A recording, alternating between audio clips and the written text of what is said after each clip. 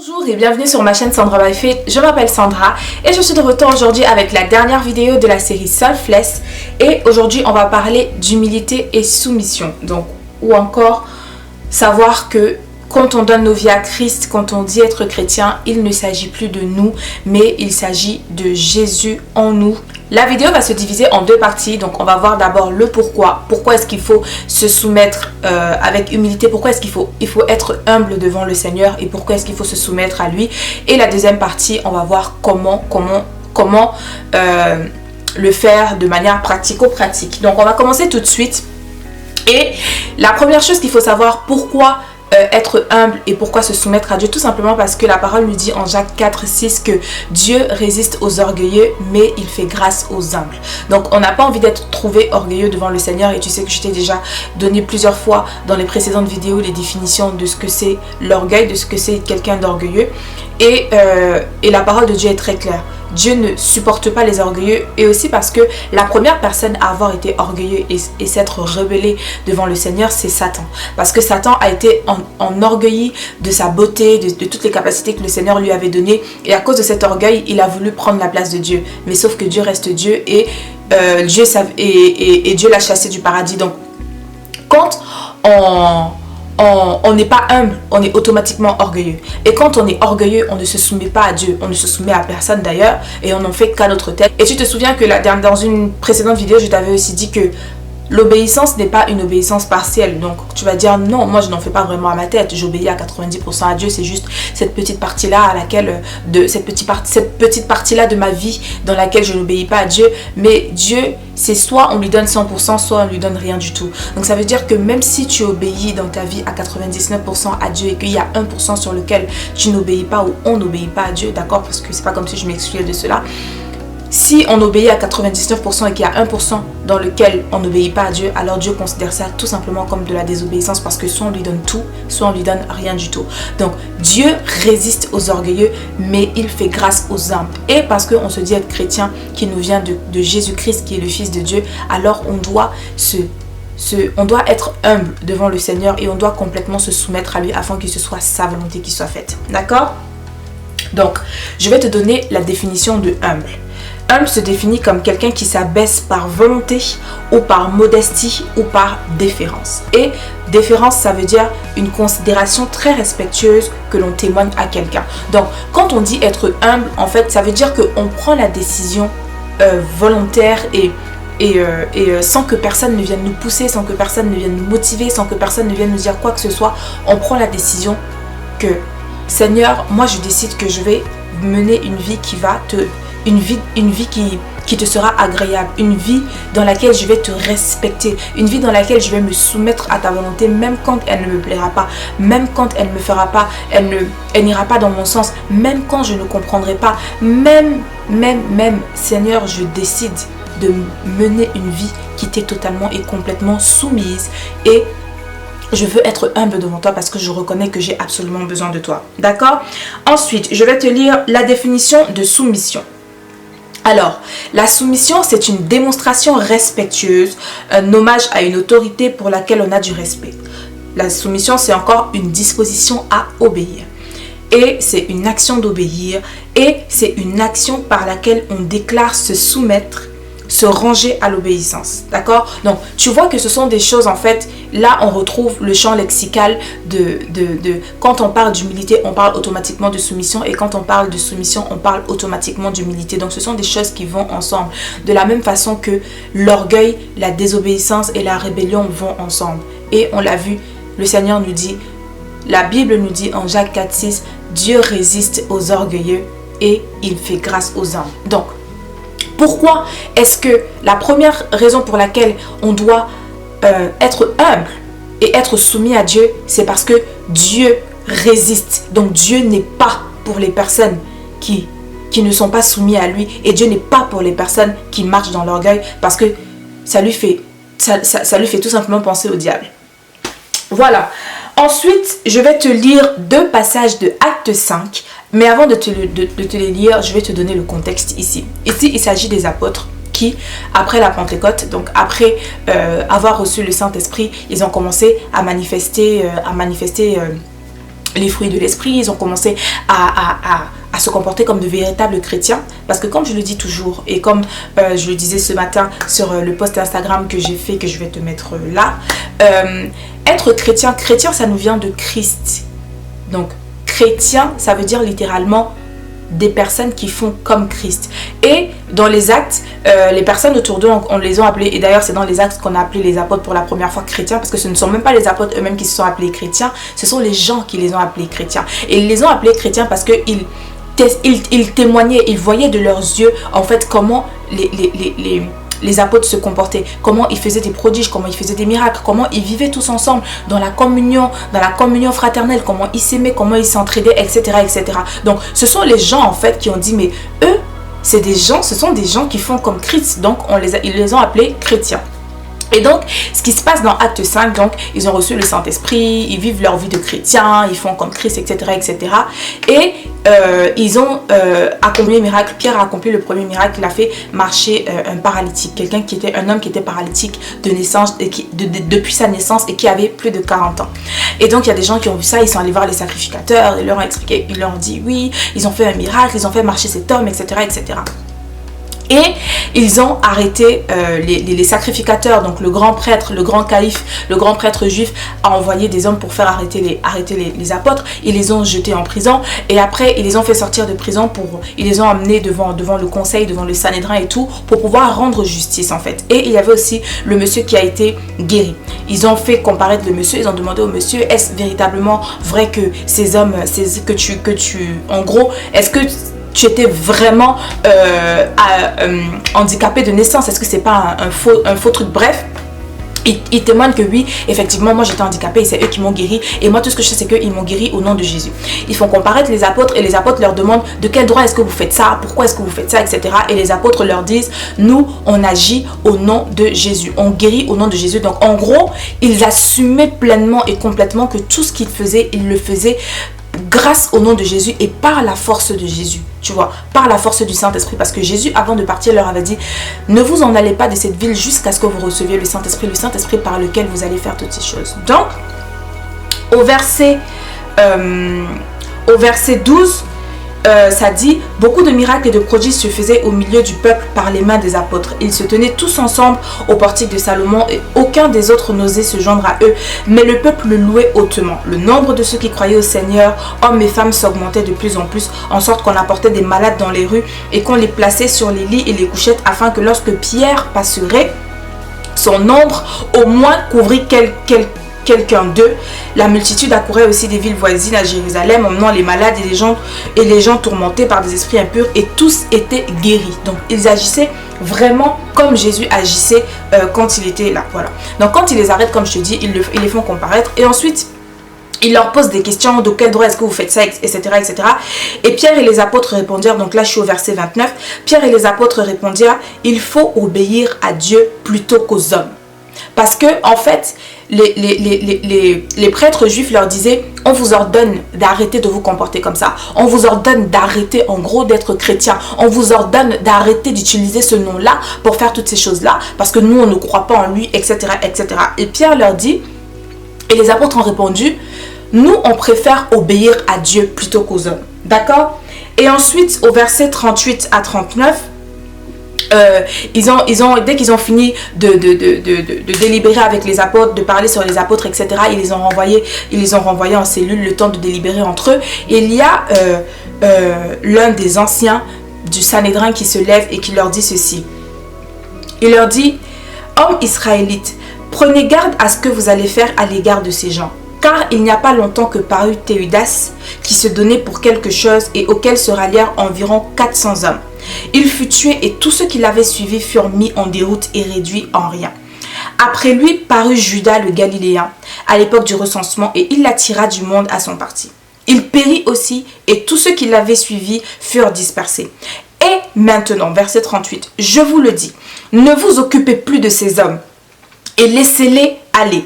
Si cette entreprise ou si cette œuvre vient des hommes, elle se détruira. Mais si elle vient de Dieu, vous ne pourrez la détruire.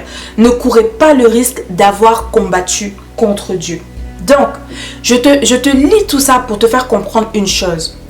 Quand on décide de se soumettre, d'être humble et de marcher dans une totale obéissance, de ranger nos vies de telle sorte à ce que nos vies soient agréables à Dieu, de telle sorte que le Seigneur soit fier de la façon dont on vit. Peu importe où on ira, peu importe ce qu'on fera, peu importe les obstacles qu'on aura devant nous. Dans Romains 8, 31, ça dit « Si Dieu est pour vous, qui sera contre vous ?»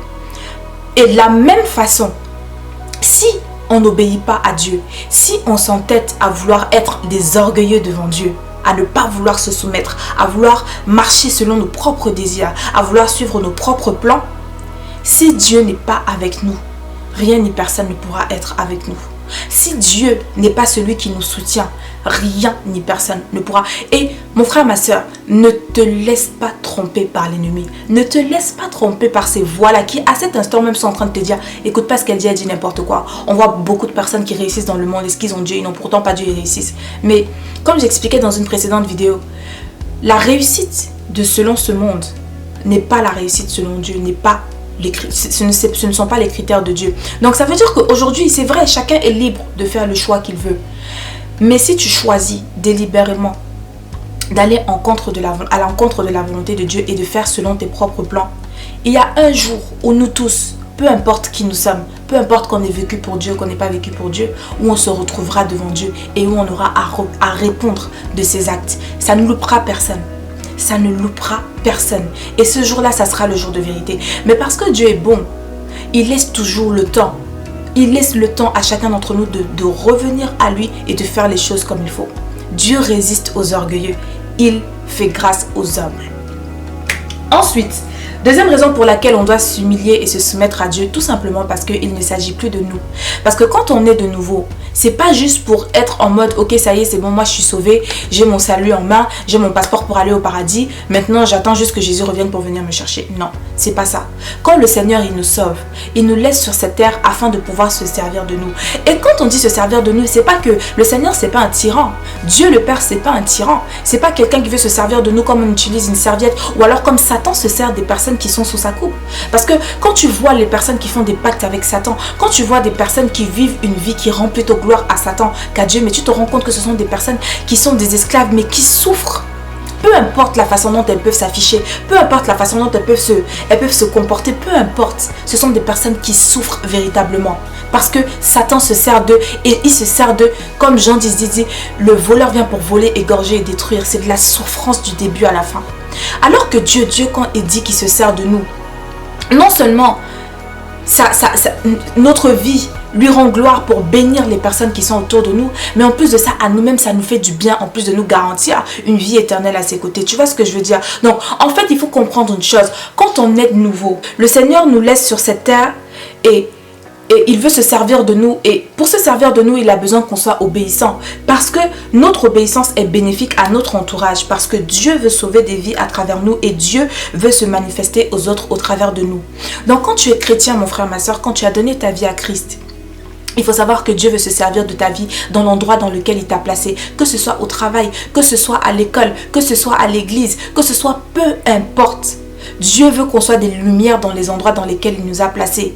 Dieu veut sauver des personnes au travers de nos vies. C'est pour ça que j'ai appelé cette série Selfless pour qu'on comprenne en fait qu'on doit aimer Dieu de manière désintéressée, de telle sorte à arrêter de regarder à soi, arrêter de se dire que ça y est, c'est bon, j'ai mon salut, arrêter de se dire que je suis à Christ parce que je veux recevoir toutes choses pour moi et commencer à intégrer, à comprendre que en fait, ma vie, je suis sauvée pour sauver. Je suis sauvée pour que le Seigneur m'utilise pour pouvoir sauver les personnes autour de moi. Je suis sauvée pour que Dieu passe par ma vie pour pouvoir amener les gens de ma famille à lui, pour pouvoir amener mes camarades de classe à lui, pour pouvoir amener mes collègues de travail à lui, pour pouvoir amener mes frères et sœurs dans l'église qui sont encore à tâtons, qui ne sont pas encore à lui, pour que ma vie en fait soit une vitrine pour toutes les personnes qui m'entourent et que ces personnes-là comprennent que Dieu est bon et Dieu veut les sauver. Donc, on doit arrêter d'être centré sur nous-mêmes parce que de toutes les façons, on ne peut pas se dire chrétien si on est centré sur nous-mêmes et on ne peut pas se dire chrétien si on n'agit pas comme le Seigneur. On ne peut pas se dire chrétien si on ne marche pas comme le Seigneur veut qu'on marche. Parce que la raison première pour laquelle Dieu est venu, Jésus est venu dans ce monde, il a dit, je ne suis pas venu juger le monde, mais je suis venu pour que le monde soit sauvé. Je ne suis pas venu condamner le monde, je suis venu pour que le monde soit sauvé. Dieu nous a sauvés et nous a laissés sur cette terre afin qu'on puisse être utile entre ses mains. Et il faut se sortir du cliché du genre Dieu l'utilise puissamment parce qu'on voit des personnes faire des miracles, Dieu l'utilise puissamment parce qu'on voit la personne prêcher avec feu, avec pouvoir et tout ça. Non, Dieu veut servir Dieu, ce n'est pas que prêcher. Servir Dieu, ce n'est pas que aller en voyage missionnaire. Servir Dieu, ce n'est pas que aller en croisade d'évangélisation. Servir Dieu, c'est être utile à Dieu dans l'endroit dans lequel il nous a placés. Il y a une demoiselle qui est venue me demander conseil sur Instagram en me disant j'ai des camarades de classe, j'ai des camarades en cours qui me parlent mal, qui m'insultent, qui se comportent mal avec moi et ça me rend vraiment mal. Je ne sais pas comment me comporter en fait avec eux, je ne sais plus comment faire. Et je lui ai dit, tu sais, les personnes quand ils te font du mal, c'est parce que eux-mêmes à l'intérieur d'eux ils sont broken. C'est des personnes qui sont pas bien. Donc moi ce que je te conseille de faire c'est de prier pour ces personnes et prie pour eux et comprends et comporte-toi toujours bien avec eux, réponds toujours bien, réagis toujours bien. Ne leur réponds pas mal quand ils t'insultent ou autre. Mets-toi dans ton cœur, prie pour eux et demande vraiment à Dieu de toucher leur cœur. Tu vois, demande à Dieu de toucher leur cœur parce que ces personnes te font mal parce qu'elles-mêmes elles sont blessées. C'est ça en fait. C'est ce à quoi on sert, c'est ce à quoi on doit servir. On sert d'intercesseur pour les personnes qui sont autour de nous. Quand le Seigneur nous met dans un endroit et qu'il y a des situations difficiles et qu'on voit qu'il y a des personnes qui souffrent d'une telle façon, c'est pour qu'il puisse nous utiliser pour pouvoir prier pour ces personnes-là. Parce que c'est grâce à la prière que le Seigneur peut agir dans les vies de chacun de nous, tu vois. Donc, il ne s'agit pas de nous. Il s'agit de Seigneur, que ta volonté soit faite. Seigneur, je t'aime de manière désintéressée. Seigneur, je t'aime de manière selfless. Seigneur, je veux t'être utile à toi pour ta gloire, pour que tu sois fier de moi et pour que ma vie soit un parfum agréable à toi. Pour que les gens viennent goûter, qu'ils goûtent en moi ce que c'est d'être chrétien, qu'ils goûtent en moi qui tu es, qu'ils voient au travers de moi qui tu es et qu'ils puissent te donner leur vie sans même que je n'ai besoin de parler. Donc, maintenant, on va voir comment. Comment faire pour être soumis à Dieu, comment faire pour être quelqu'un d'humble, comment faire pour avoir une vie qui est agréable au Seigneur. Alors, pour ça, je vais te lire d'abord Jérémie 29:13 qui dit « Vous me chercherez et vous me trouverez si vous me cherchez de tout votre cœur. » Donc, comme je dis toujours, des fois, on peut banaliser certains versets bibliques qu'on voit, on se dit « Oh, celui-là, je le connais, etc. » Mais quand on s'arrête vraiment pour essayer de comprendre ce que le Seigneur veut dire, là, on entre vraiment en profondeur et on capte réellement ce que ça veut dire. Par l'aide du Saint-Esprit aussi, bien évidemment, parce que c'est le Saint-Esprit qui nous révèle ce que la parole de Dieu veut vraiment dire. Donc, j'ai décidé de chercher, du coup, la définition de chercher. Donc, chercher, ça veut dire s'efforcer de découvrir, de trouver quelqu'un ou quelque chose. S'efforcer. Du coup, je me suis dit s'efforcer. Je suis allée regarder la définition de s'efforcer. S'efforcer, ça veut dire tendre toutes ses forces. Tenter de faire quelque chose en employant tous les moyens dont on dispose. En faisant des efforts. Chercher, ça veut dire tâcher, essayer, tenter. S'appliquer à quelque chose, s'y attacher. Donc, quand le Seigneur nous dit, vous me chercherez et vous me trouverez si vous me cherchez de tout votre cœur. Si vous me cherchez de tout votre cœur. Donc, si on reformule donc avec les différentes définitions qu'on a vues du mot chercher, ça veut dire ceci. Le Seigneur dit, vous vous efforcerez de me trouver si vous me cherchez de tout votre cœur. Vous tendrez toutes vos forces. Vous tenterez de me trouver de tout votre cœur en employant tous les moyens dont vous disposez. Vous tâcherez, vous essaierez, vous tenterez de me trouver de tout votre cœur. Vous vous y appliquerez et vous vous y attacherez de tout votre cœur. Donc, entre autres, ce que le Seigneur veut nous dire ici, c'est quoi? C'est que quand on s'emploie véritablement, et quand il dit de tout votre cœur, il n'a pas dit de toute votre tête, il n'a pas dit de tout votre cerveau, il n'a pas dit de toutes vos forces, d'accord? Il a dit de tout votre cœur. Parce que la Bible nous dit encore que là où ton trésor est, là se trouve ton cœur. Une façon de dire, Quand quelque chose est vraiment important pour toi, quand quelque chose compte vraiment pour toi, c'est là où se trouve ton cœur. Parce que le cœur, c'est le siège de la vie. Si notre cœur arrête de battre, on ne vit plus. Tu vois ce que je veux dire? C'est pour ça que la parole de Dieu, elle est tellement complète et elle veut dire tellement de choses. Tu vois, là, juste une simple phrase. Vous me chercherez et vous me trouverez si vous me cherchez de tout votre cœur. Et quand on détaille, on voit toutes ces choses-là. Ce que je veux te faire comprendre ici, mon frère, ma soeur, au travers de ce passage, c'est que toutes les personnes qui viennent me dire à chaque fois, mais comment je fais? Mais j'ai cherché le Seigneur, je ne l'ai pas trouvé. Mais j'ai cherché, je n'entends toujours pas sa voix. Mais j'ai lu ce verset biblique et je n'ai toujours pas entendu, je ne l'ai toujours pas entendu me répondre, etc., etc., etc. Vous qui dites que vous cherchez le Seigneur et vous avez cherché le Seigneur et vous ne l'avez pas trouvé, vous ne l'avez pas cherché de tout votre cœur.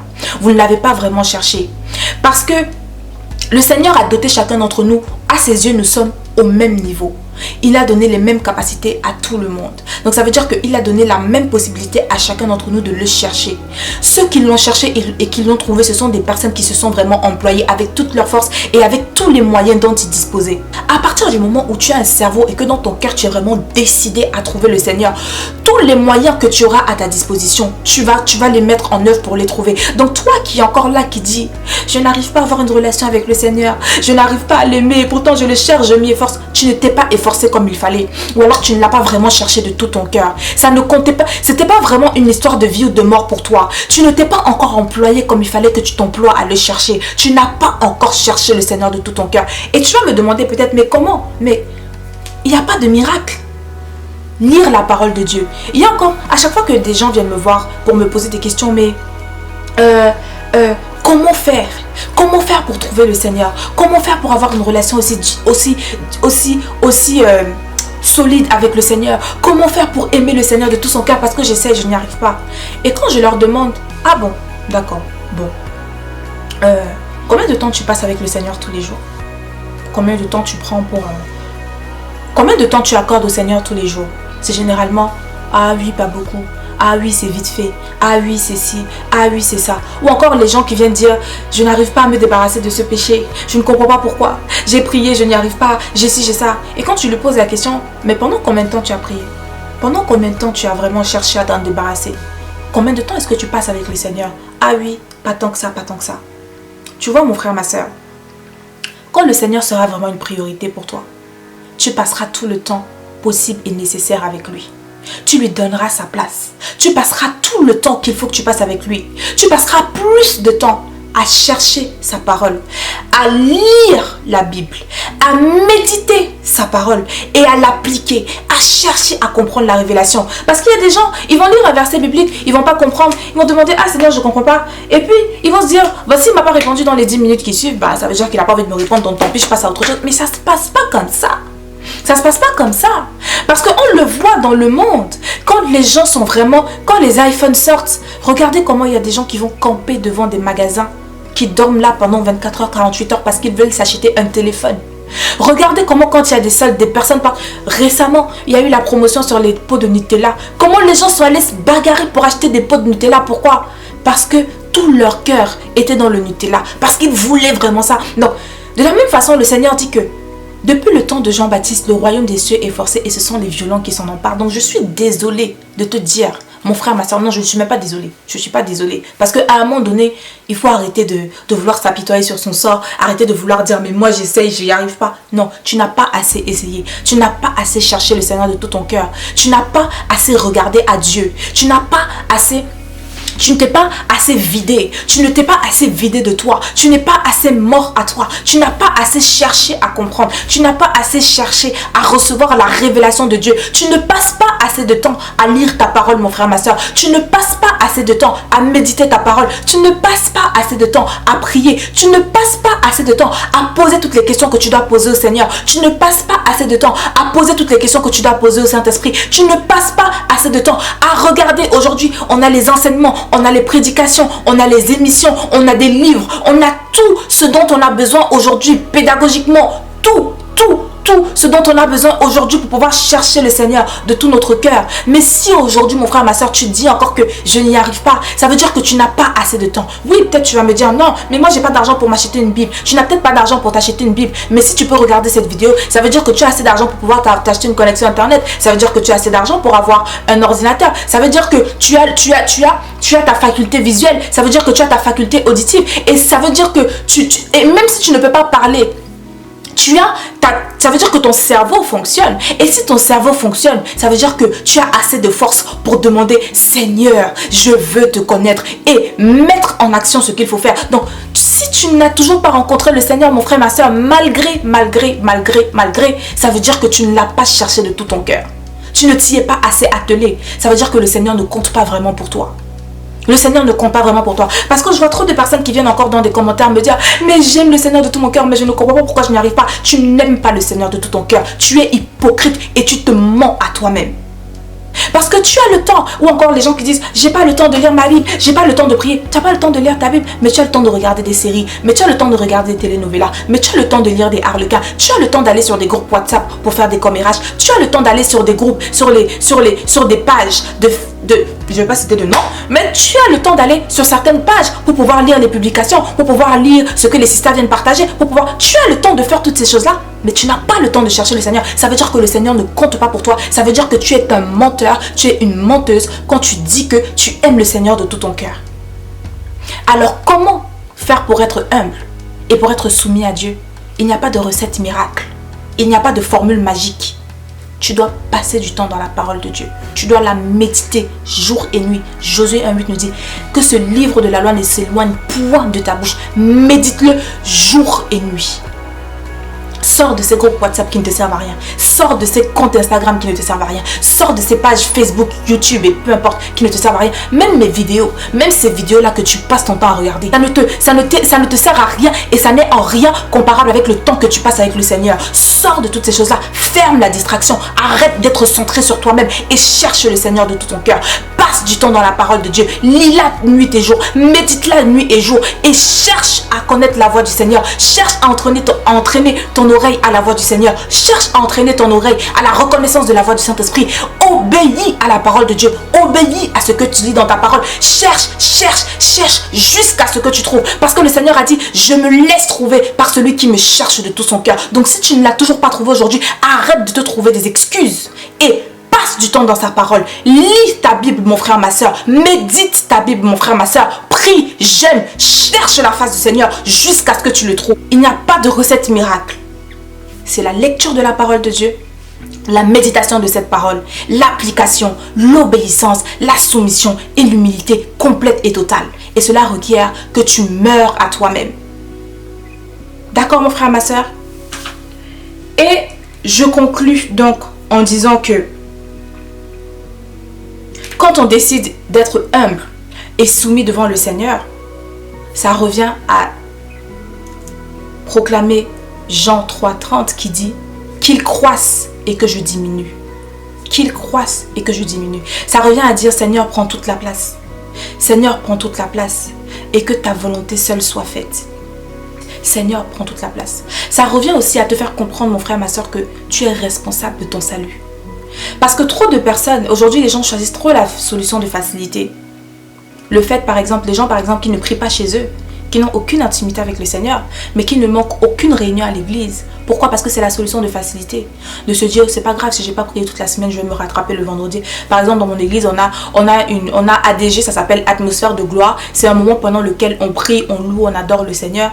Il y a des gens, par exemple, qui toute la semaine ne prient pas, ou qui prennent 2-3 minutes à prier, mais qui se disent, comme ça dure approximativement 2 heures ou 2 heures et demie, je vais me rattraper tout le temps de la semaine que j'ai pas prié, je vais me rattraper pendant ces 2 heures et demie. Ou d'autres qui se disent, le dimanche, je vais me rattraper de toute la semaine où j'ai pas pris le temps de prier. Et après, quand tu as des malheurs qui t'arrivent, ou alors quand tu te rends compte que tu es empêtré dans un péché, tu te demandes, mais pourquoi est-ce que j'arrive pas à m'en sortir?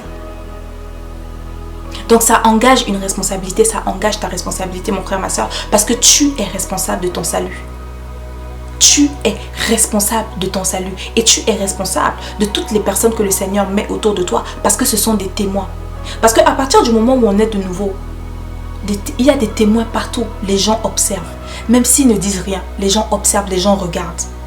tu es responsable de tout ça. Tu es responsable. Ça engage ta responsabilité. Ça engage ta responsabilité. Donc cherche le Seigneur jusqu'à ce que tu le trouves. Comment le faire?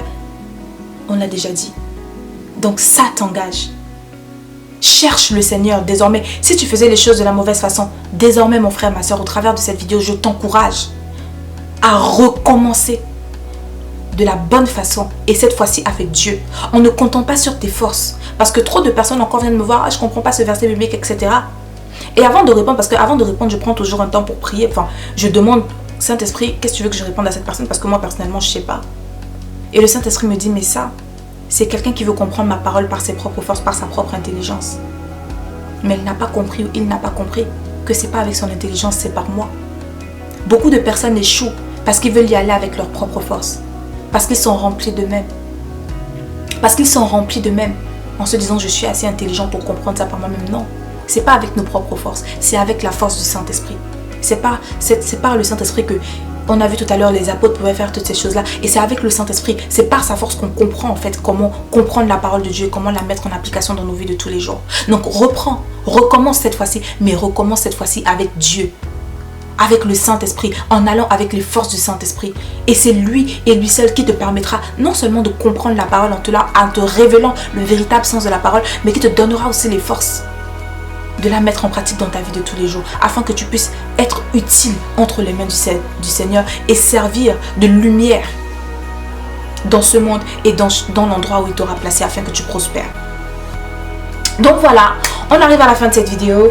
Elle a été un peu longue, je sais, mais il fallait vraiment que, et très honnêtement, je ne m'attendais vraiment pas à ce que ça soit aussi long, mais gloire à Dieu, je crois que ça a parlé à quelqu'un.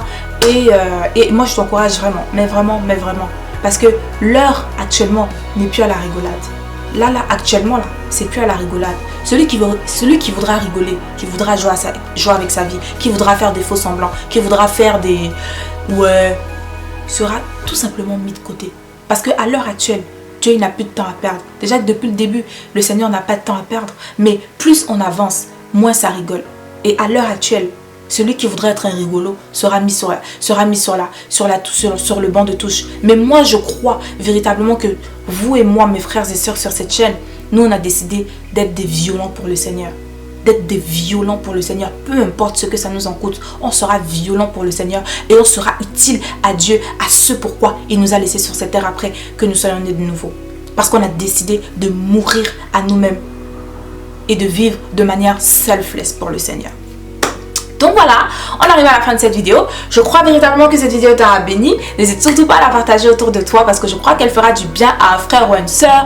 Et n'hésite surtout pas aussi à la regarder en famille avec tes frères, tes soeurs, tes frères à l'église, peu importe. N'hésite surtout pas parce qu'on est là pour s'édifier les uns les autres. Et je crois que ça fera du bien à plus d'un. Donc, moi je te remercie encore une fois de plus d'avoir pris le temps de regarder cette vidéo et d'avoir suivi toute la série, d'avoir suivi aussi cette dernière vidéo qui a été un peu longue, mais voilà.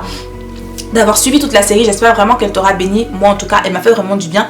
Et j'ai vraiment l'impression qu'elle est passée super vite. Mais bon, voilà.